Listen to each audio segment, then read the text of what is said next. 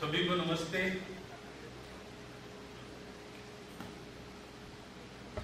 कि संघ कार्य का 1.25 वर्ष पूरा हो गया। शतक पूर्ति को मनाने का काम 1 साल भर चलेगा।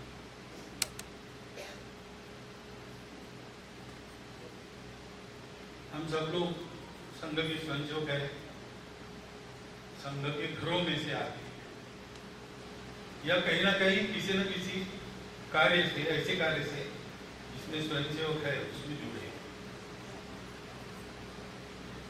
और इसलिए एक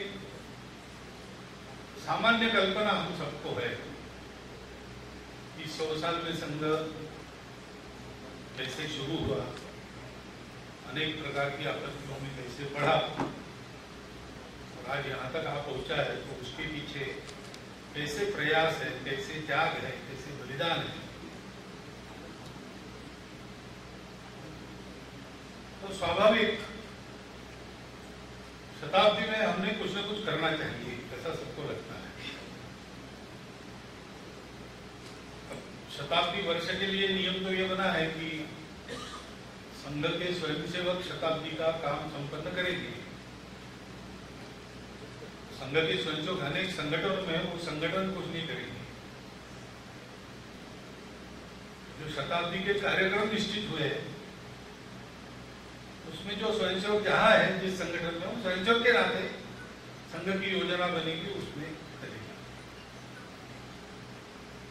लेकिन फिर भी इससे स्वयंसेवकों का समाधान नहीं होगा,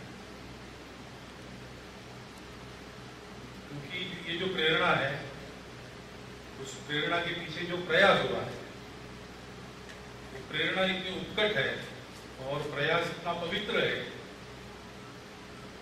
कि वो ऐसा कहते हैं ना कि आकाश का कागज बनाया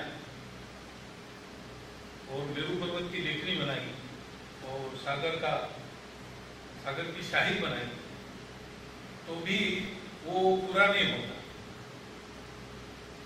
ऐसा भाव अपना ऐसा है कि क्या क्या करूं, कितना करेंगे, करने के बाद भी लगता है और करूं।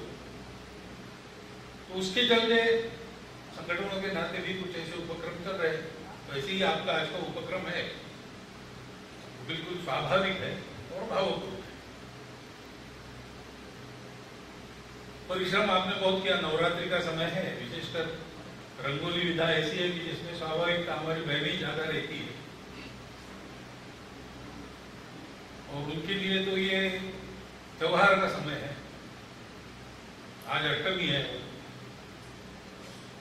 और फिर भी हमारी उत्कटता, हमारा भाव ऐसा है कि हमने इस कार्य को यहाँ संपन्न किया। जितने हमको मालूम थे और जितने चित्र मिल सके उतना किया है। हम सब जानते हैं इतना ही नहीं है।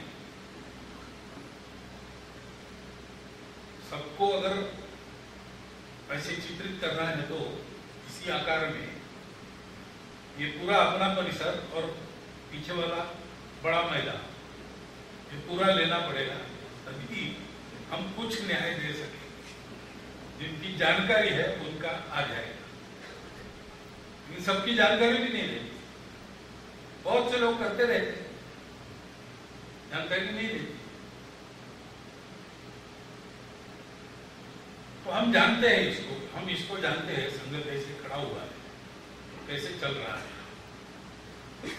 इसीलिए अपने भावों की श्रद्धांजलि हम इस पवित्र कार्य की तपस्या को हम देते हैं। अब आपको जितने चित्र मिले उतना आपने किया है, बहुत कुछ अचूक हो गया है, लेकिन 3-4 चित्र ऐसे हैं कि पहचान में नहीं आती क्या ये वही है।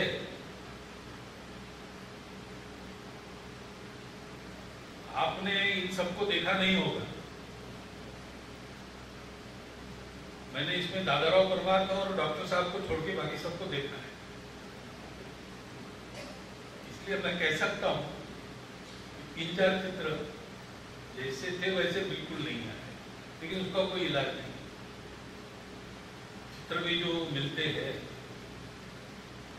चित्र तो छपे, फोटो होंगे तो जैसे कि वैसे छपे, लेकिन देखने वालों के नजर में भी कुछ परिवर्तन होता है, तो उस सब का परिणाम होता है। लेकिन 3-4 छोड़ के बाकी सब बहुत अच्छा है। और जो 3-4 नहीं, उसमें किसी का फोटो ही नहीं था आपके पास, और किसी का था तो कैसा था वो मैंने नहीं देखा। लेकिन कुल मिलाकर हमने निकाले हैं, हमने भी देखना चाहिए सभी चित्रों को। जो हमने निकाला उसको तो हमने देखा ही है। चित्रों को देखना, जानकारी जो है वो भी देख लेना। कौन है, इतना परिचय हो, इतनी जानकारी है, लेकिन जीवन भर उन्होंने काम किया तो क्या क्या झेला होगा ये उसमें से नहीं आता। लेकिन हम अपने भाव से उसकी कल्पना कर सकते हैं। वो भाव मन में लेकर आपने सब काम किया है तो इसका एक अच्छा परिणाम ये होगा कि हमारे जीवन में भी वो दृढ़ता, वो पवित्रता, वो त्याग, ये सब आ सकता है। आना तो इसी के लिए है, कला साधक हम है। कोई भी कला हमारे यहाँ केवल मनोरंजन के लिए नहीं होती। तो हमारी दृष्टि है सत्यम शिवम सुंदरम। हिंदू दर्शन कला का इन 3 शब्दों में आ जाता है। जो सत्य है, जो शिव है, वो सुंदर है। तो हमारी कला का दर्शन भी सत्यम शिवम सुंदरम होना चाहिए। ऐसा होने से संस्कार होता है। कला संस्कृति की वाहक है और संस्कृति संस्कार से चलती है। तो कला का उद्देश्य संस्कार करना है। इस अर्थ में समझकर आपने जो बड़ा परिश्रम किया है और अच्छी तरह उसका एक परिणाम निकला है, उसको आप भी देखिए, उसका इस प्रकार से रसग्रहण करिए तो आज के कार्यक्रम का फल हम सबको, क्या कहते हो, साठा उत्तरी सुफल संपूर्ण, ऐसा हो जाएगा।